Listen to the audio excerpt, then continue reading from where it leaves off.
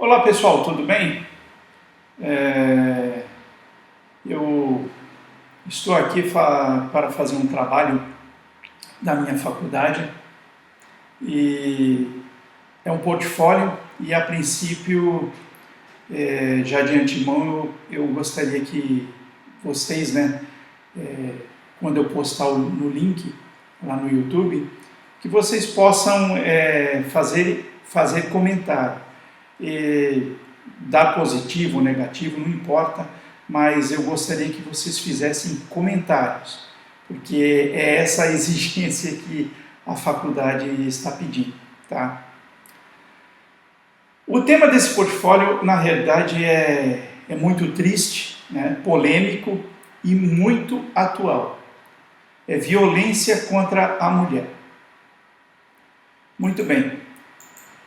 E como base, a faculdade pegou como base, sempre pega uma cidade ou outra, e dessa vez pegou como referência o município de Goiás Velho, tá? que é um município que tem aproximadamente seus 22 mil habitantes, né? A distância dessa cidade tem em torno de 142 quilômetros da capital. Antigamente, Goiás Velho era a capital de Goiás. Tá? É um município tombado pela Unesco, né? É um patrimônio cultural brasileiro.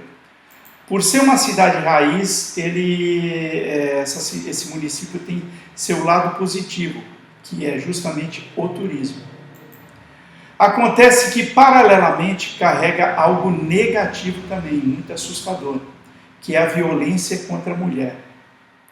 Fazendo uma comparação proporcional pelo número de habitantes, é muito alto pelos dados de referência, né, de 2008, calculando mais ou menos, Goiás Velho teve 10 casos por mês, tá? Fechando o ano com aproximadamente 120 casos, muito alto. Veja bem, aqui eu não incluí se é família negra ou branca, o levantamento é no todo, tá? Eu penso nas pessoas, principalmente sobre as mulheres em geral. A minha linha nesse raciocínio é que corremos o risco de deixarmos, as outras mulheres no esquecimento por não serem negras ou brancas, e isso não é bom. Mulheres são mulheres, não importa a sua etnia, tá? Agora, fechando esse ciclo de Goiás Velho, com relação a essa estatística muito alta, eu vou para a minha cidade, onde eu moro. Eu moro em Pompeia, em São Paulo, interior de São Paulo. Pompeia tem seus mais de 22 mil habitantes, uma cidade onde o seu forte é a indústria agrícola. Ela é mesclada com agricultura, que é o amendoim, e pecuária. A renda familiar aqui é por base nos seus R$ 2.645, Isso se tratando se a esposa trabalha.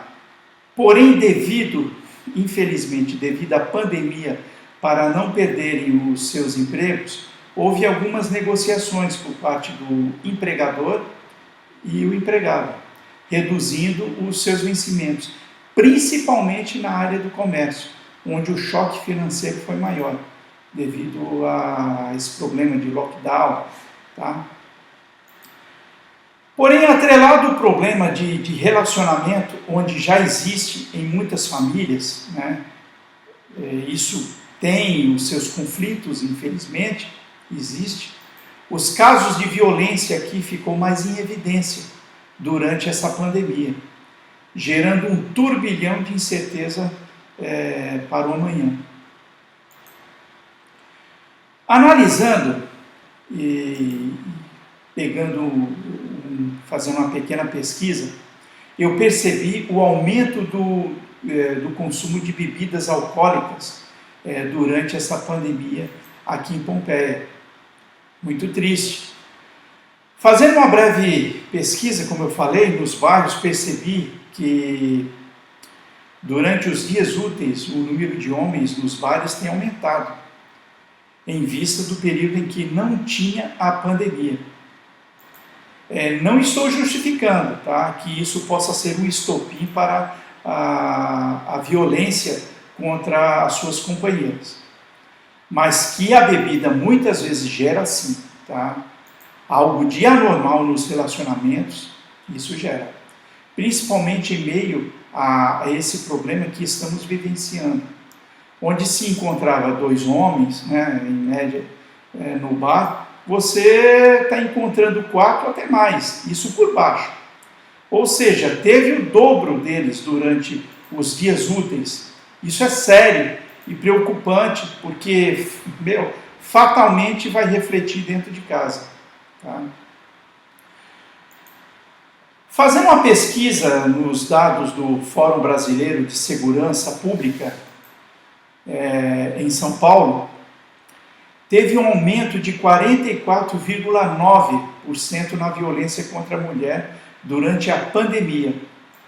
A prestação de socorro passou de 6.775 para 9.817, em comparação a março de 2019 a março de 2020. Uma elevação muito alta e preocupante. Segundo as pesquisas desse fórum, o obstáculo para as vítimas ainda é a formalização da denúncia às autoridades policiais, em virtude da quarentena ou isolamento social.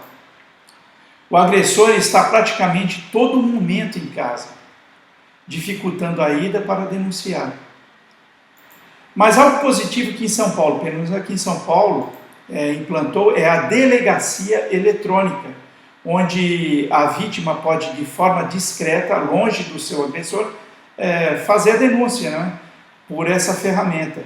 Lá tem uma aba, né, outras ocorrências.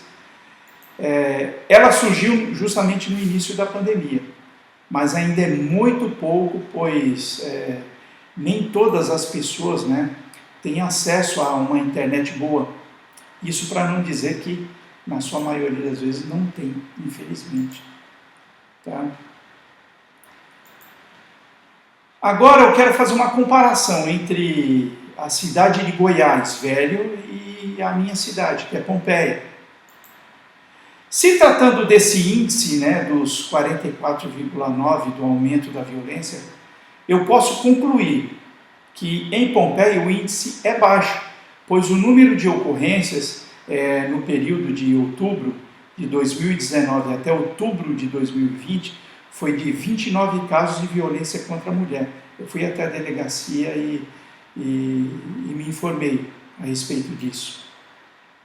Isso se tratando de uma cidade com seus mais de 22 mil habitantes, que é equivalente ao número de habitantes de Goiás Velho, onde o índice é muito alto.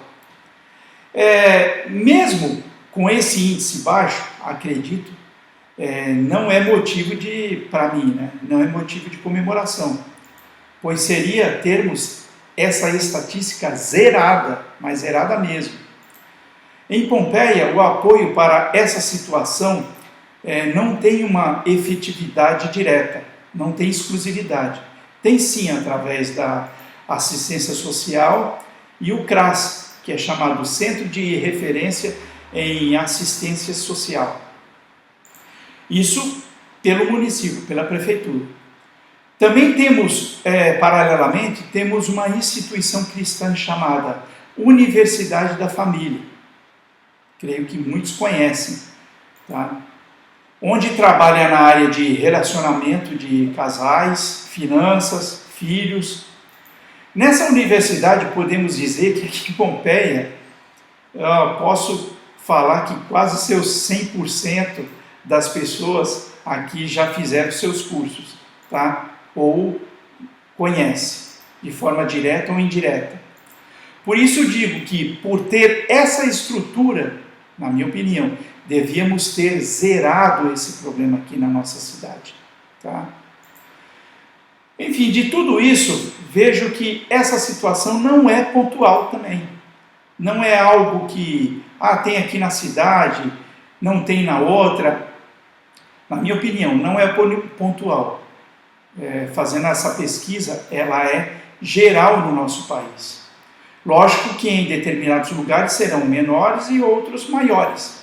Mas, infelizmente, é uma prática onde devemos lutar para ter um fim. Mas ter um fim mesmo. Agora, analisando, pegando um ponto de vista para qual seria a minha opinião para mudar tudo isso, seria o seguinte, eu coloquei até um título assim: mudança para inibir esse índice de violência contra as mulheres. Algo que venho pensando durante essa pesquisa é que, para inibir esse índice, tenho por pensamento cortar o mal pela raiz, cortar o mal mesmo pela raiz. Ou seja, fazer umas alterações na Lei Maria da Penha. Até estranho, mas seria a minha opinião. Verificando alguns pontos, fala que o agressor ele deve manter uma distância que possa assegurar um certo conforto à vítima. Esse ponto é que fica complicado, na minha opinião. Diz assim na lei, o inciso 3 fala das proibições de determinadas condutas, entre as quais, na letra A, fala da aproximação da ofendida de seus familiares e das testemunhas, fixando o limite mínimo de distância entre estes e o agressor.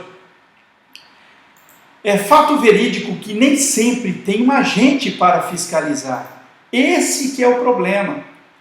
Se o indivíduo, a gente não sabe ali, porque o agente muitas vezes não está ali para fiscalizar se esse indivíduo está cumprindo o que foi determinado por lei. Onde, infelizmente, muitas vezes, ao descumprir, já não usa só da violência de espancar. Ele, na sua maioria, tira a vida da mulher. É o que presenciamos, é o que a gente vê nas notícias, na televisão, nos jornais, infelizmente.